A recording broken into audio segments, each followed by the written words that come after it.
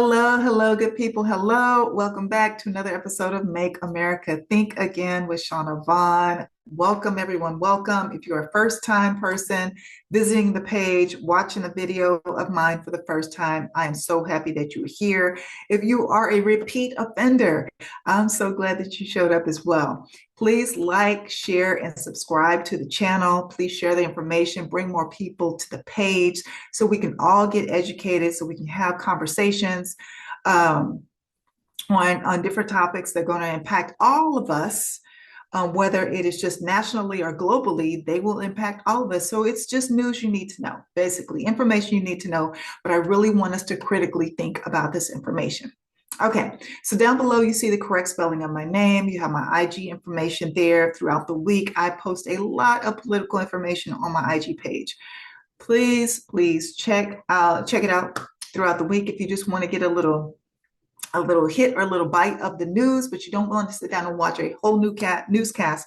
More than likely, I have posted it on my page. So just go to my IG page.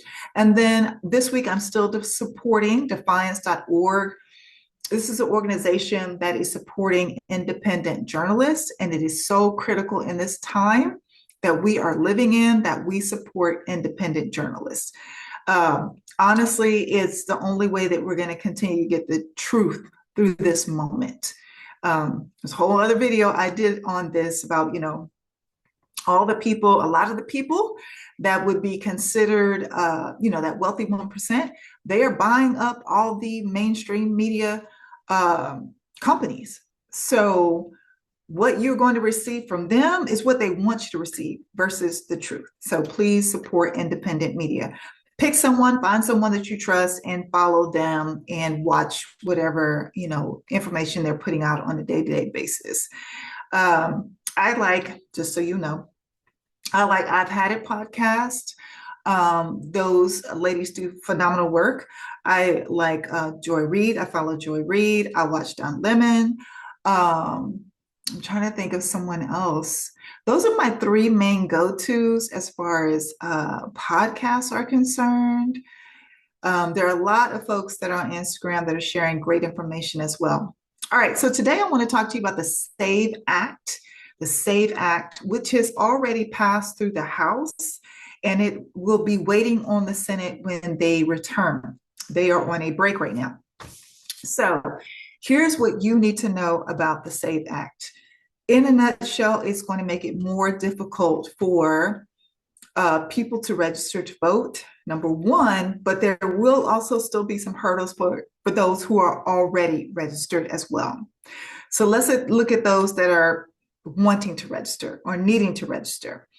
Or you might need to re-register because, you've moved to a different state or something. So number one, if you have changed your name for whatever reason, the most common one I can think of is if a woman got married and she changed her last name. So you are going to have to, if this is passed, again, it has not gone through the Senate, but if it were to pass, then those folks who have changed their name will have a little more difficulty because you're going to have to provide extra documents, birth certificate, passport, etc. Now, let's move to the next two items. The passport, for example, only 50% of Americans have a passport. Only 50%. And the majority of the people who have passports are in blue states, not red. So that's another form of identification that you could use that would be acceptable under the SAVE Act, but not a lot of people have a passport. It costs money to get the passport. And then just a lot of folks are not traveling internationally, so they don't see the need for a passport. So that's number one. Then number two is the birth certificate. Some folks don't know where their birth certificate is. They haven't seen it in years. Old grandma or grandpa or mom who lives across the country still has it. Those situations can arise. So these are two documents that would help the person in this situation if they wanted to register, but they're also not easy, not tangible things for people to easily get their hands on, is what I'm trying to say. So you have the birth certificate, you have the passport, red states, I forgot all the red states, but the states that have the lowest amount of passports are your usual suspects. I was surprised that Texas wasn't on the list, but Indiana, Alabama, Mississippi, I think Louisiana was on the list, but a lot of red states, more red states than blue. The folks just don't have passports. Not saying anything bad about them. I'm just saying they don't have passports. That's just the statistical information. So by passing this bill, because of course it came from Republicans, they would only be hurting themselves because the majority of their constituents don't even have passports. And then if they don't have that, then, God forbid, they don't have access to their birth certificate as well. Now, look, I don't care what state you're in. I want everybody to be able to have equal access to the ballot and to be able to vote if they are a U.S. citizen. So it should matter to all of us that everyone is able to vote and express their feelings about who should be running this country, their city, their state, etc. Oh, you wouldn't just be able to use the driver's license because somebody's probably saying, oh, I'll just use my driver's license. No, that won't be good enough anymore if the SAVE Act were to pass because a driver's license does not include verification that you are actually a citizen. Okay, it does not include what state you were born in. It includes the state that you currently live in. So just having a driver's license would not be valid, would not help you here. Along with this, for those folks who are already registered, if you change your address or you change your political party, then you will have problems too, because all of these items will be required for you as well to re-register, or even if you just changed your political party, then you're going to have to provide these documents. Also within the SAVE Act is imprisoning election workers. So say, for instance, like in the state of California, for example, you can actually register to vote and vote on the same day. You could show up to a poll, you could register, prove that you're a U.S. citizen, have your documentation, and then you can vote on that same day. If the SAVE Act were to pass, and let's say, for example, that that worker said, you know what, I see here you've got your birth certificate. I see you have your driver's license, and okay, you don't have the passport. Or okay, you don't have another form of identification that would prove citizenship. I'm gonna let you go ahead and vote. Mm-mm. According to the SAVE Act, that person would be looking at up to 5 years in prison. Even if the person provided that birth certificate that said they were born in Idaho, but they just happen to live in California now. So there's imprisoning election workers is in here. Also, what they want to move to is mandating state-imposed voter purges. So just as they have gone to, Texas just turned over their voter rolls. They went and confiscated the voter rolls in Fulton County in Georgia, and they requested them of Minneapolis. The governor said, hell no, which, kudos to him. But basically what they want to do is impose that states do this mandatory voter roll purges between elections. So the person who hasn't voted in 10 years, just because you haven't voted in 10 years doesn't mean that you don't want to vote in this upcoming election. But that could be a stipulation for you to get dropped from the voter rolls. The person who, I don't know, there's no, current address on whatever guidelines they come up with. They want to implement these imposed voter purges on states. They want to make states, they want to federalize the elections and impose this law on states. They want to also eliminate the SAVE Act would eliminate mail-in registration and online registration. A lot of folks, especially like my students, I know because they offer extra credit for it, they registered online right before this last election. I think up to like 11 million people actually registered online prior to this last election. Well, the SAVE Act wants to get rid of that.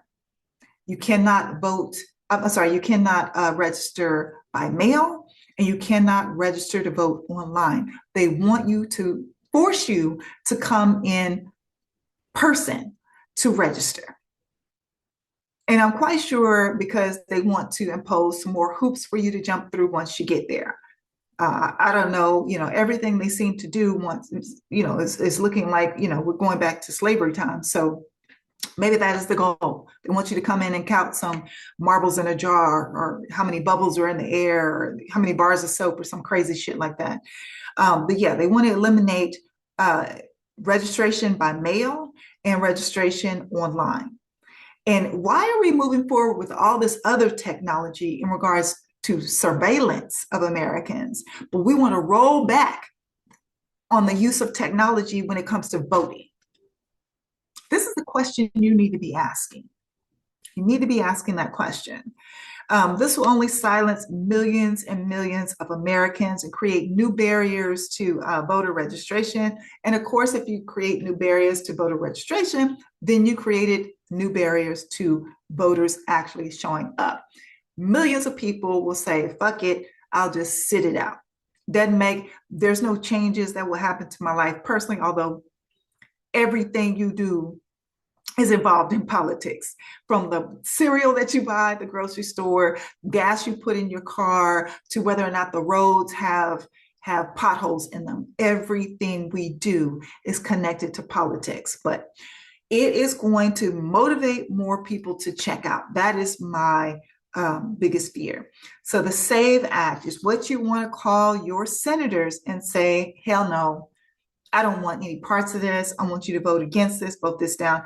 And let me say this, folks in red states, you will probably have more leverage because this will directly impact you more than blue states. Because like I said, the majority of folks in blue states have passports. I don't know if they have access to their birth certificates, but if you have a passport, I'm quite sure you have that because you had to have that to get the passport in the first place. So more of you do not have the passport. I don't know how many people have access to their birth certificates, but just keep in mind your driver's license will do you no good if the SAVE Act is passed, and that will be taking away your voice. Your voice.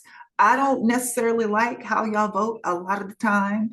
I do not agree with most Republicans most of the time, but I do agree with the right for everyone to have easy and equal access to the ballot box. So the SAVE Act, start blowing up the phones of your senators, let them know that you are against it. Also, when the closer we get to these elections, midterm elections and your primary elections, make sure that if you are of able body and sound mind, make sure that you're volunteering to show up and help with these elections, whether that is just, something organized where you're standing outside where people are not intimidated if they try to make the icy folks, stand around with guns, or you're actually inside helping people go to the voter machines or, answering questions or whatever.